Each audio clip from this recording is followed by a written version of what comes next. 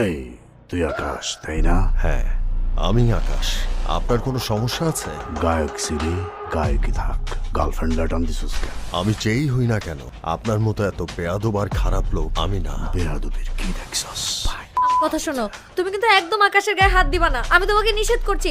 তুমি কিন্তু একদম রোদেলা!